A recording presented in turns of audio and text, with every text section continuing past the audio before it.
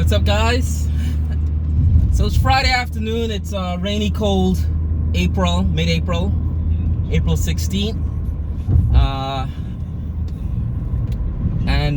did a video this morning about feeling like I'm living in an endless loop of police brutality and mass shootings in this country. It's what's dominating the news today. The Chicago shooting of the 13-year-old kid, and right when we're soaking that in as crazy breaking news, we wake up this morning to a mass shooting in Indianapolis at a FedEx facility. Don't know the details of that yet. I think well, they're still piecing it together what happened. I believe the shooter killed himself after the carnage. And I believe they said he had a rifle of some sort, assault rifle. One of the very things Joe Biden was talking about in his speech on the White House lawn, not even, I don't think, a week and a half ago. And the minute Biden dropped that speech about basically what he wanted going forward for America, for us, right? My Facebook page blew up. Like I said, I have a lot of Republican friends. I have friends all over the place. And I saw all this second. I didn't even hear Joe Biden's speech, right? I think I was logged on Facebook. I was working. They mentioned something in the news and TV, but I was on Facebook and I kept seeing Second Amendment rights taken away. My rights as an American citizen, liberties and freedoms is being stripped by the Democrats. I'm like, what the hell's going on? And, you know, and it was all coming in the back of Joe Biden's gun control speech. It was just a gun control speech, right? Gun control speech with done by a president who's like, I've had enough of this. Something needs to be done. I'm gonna work to get this resolved. Basically, it's kind of all he said. If you break it down to nitty-gritty, that's all the speech was about.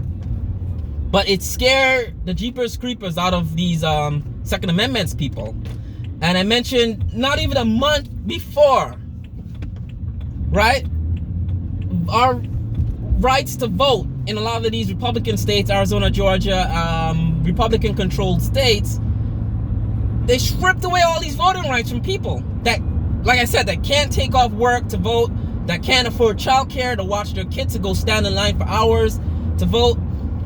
Look at this election. Look at the 2020 election, right? People stood up in lines for hours to vote during a pandemic, at a time when mail-in ballots were a thing. And they got rid of mail-in ballots for people that don't have an excuse to mail in a ballot. You can't do that anymore, right? And it's a decision made by them. So if there is a pandemic in 2024, and I'm like, you know what? I'm sick. I don't want to go stand in line for 3 hours and get, and you know, whatever, to vote. Can I mail in my ballot? No. They can say no. Because it's up to them. It's up to whoever's controlling this, which is a Republican legislator, right? So they're calling the shots. If they don't want you to mail in a ballot, you're not mailing a ballot. And guess what?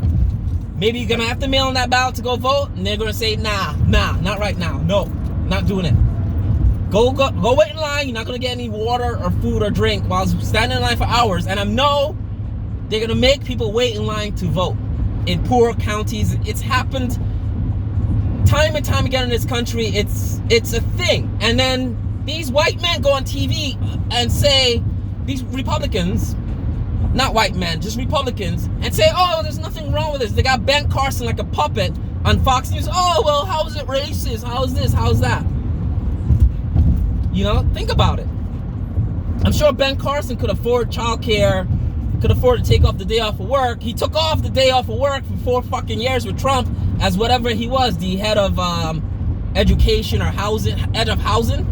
We didn't see Ben Carson once in 4 years giving a speech about housing and this and that. When people were being evicted last year during COVID because they couldn't afford to pay mortgages and rent. Then Ben Carson didn't come on TV once. So he took off of work, but I can't take off of work to go stand in line and vote. So that's their way of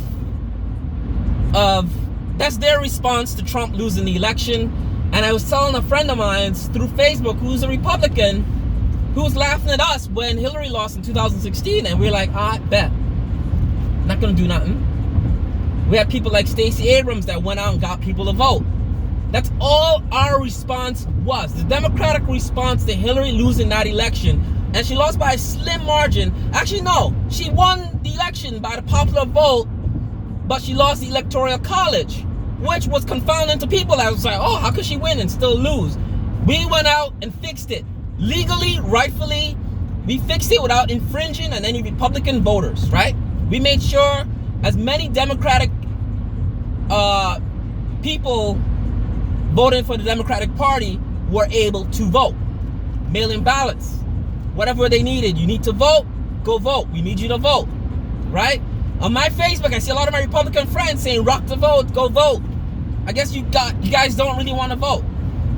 And to top it off, the voting law the thing that pisses me off the most, I always say in this channel, out of Democratic politicians, Republican politicians, Democratic voters and Republican voters, the section of this in America that gets hurt the most, group of people that get hurt the most are Republican voters, right? Because the politicians they vote for don't care about them, right? At least when Joe Biden won, we were like, Biden, we vote for you, just fix COVID and undo all this shit that Trump did. He did that already, not even 100 days in office, right? Biden done what we wanted him to do. When I'm a poor Republican and I voted for Trump in 2016, the first thing Trump tried to do was take away my health care and give tax cuts to his rich friends. Did that help me as a poor Republican that voted for Trump or a middle class Republican that voted for Trump? No, it didn't, right? Maybe if I dug coal for a living or was in the oil industry as a minimum wage worker or something like that, maybe I got a raise. Maybe my company made more money through Trump, right? Indirectly. But directly, Trump didn't do anything for me as a Republican voter in the middle class and the lower income class, if you want to call it that, right? So they get hurt the most. And this thing with the limiting the voters, right? Ben Carson is right. Yeah, it's not a racial thing on the surface of it, but when you look at the population of these southern districts and southern the states in the South, right? Go to the South right now and do a tour. Go around. Who lives in the poorest part of those states? Black people, right? Who don't make as much money? Black people. Who can't take off of work to vote? Black people. Who can't afford childcare is expensive. As a new parent, I did not know that. Had you told me this 6 years ago, I'd be like, nah, you know, whatever. Get an auntie, uncle, or, you know, whatever. Childcare is expensive. I had 2 kids. We had 2 kids in daycare. My daughter was 3 when my son was born, for a full year before my daughter went to pre-K. And we're spending $5,000 a month for 2 kids, 7:30 a.m. to 5:30 p.m. $5,000 a month to change diapers, and we provided lunch and food for the kids. And we provided diapers for the kids, right? Childcare is not cheap in this country. So who's going to be able to afford that to go stand in line to vote? People might be like, nah, I'm not going to go vote. I can't vote right now. So Republicans have done something, but they also took away from poor Republican voters who are in the same boat as poor Democratic voters, right? Right? You might have a different skin color, but you can't afford to take off your job. You can't afford childcare, to take time off to, you know, from your kids to go stand in line, right? So it takes away from poor Republican voters. And, you know, Ted Cruz is on stage the other day at a CPAC convention talking about Republican parties for the working class. Apparently not. It's sad, man. It's sad. And that's, I think, of all the things that happened this year, that pissed me off the most. That it's on the back that Trump lost because of fraud that they can't find. This fictional fraud that no one could find. Right? Right? When Hillary lost, we could have done that. Democratic politicians could have went after, Republican counties could have went after this and went after that. And that's what Hillary losing just the Electoral College and not the popular vote. We could have went in and did the dirt, but we didn't. The only thing we did was launch an investigation as to election hacking that found out that Russia did hack some part of that election process, right? That's a factual thing that was discovered, right? And I don't think Trump did anything about it. He didn't care. Nah. But he lost the election, and all of a sudden is held to pay. We can't do this as Americans. It limits us, right? Russia hacked the election in 2016 and possibly 2020. And Russia did not get punished by any Republicans, right? Republicans did not want to go after Russia. Trump loses the election in 2020, and now they want to punish Democratic voters, poor Americans, middle-income Americans, right? We get punished for what they considered a fraudulent election. Russia hacked the fucking elections. Not a peep out of Trump, not a peep out of Republicans. Oh, well, we don't know, you know. You know, it's fake. Republican Party, you guys are fake. Politicians are fake. Republican voters, I feel sorry for you guys. I complain a lot. It's not directly at you guys.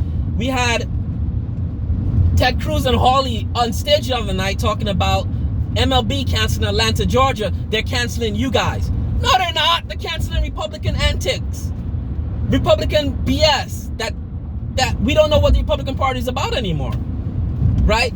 They give tax cuts to the same corporations, and now they're trying to punish the same corporations because they don't agree with voting restrictions, right? Right? What the hell is that about, right? We're for the working class people, Ted Cruz. A few weeks later, restrict voting rights of people that can't afford to wait in line 9 hours or whatever to go vote. Can't take off of work to go vote, right? Right? Wake up, America, wake up.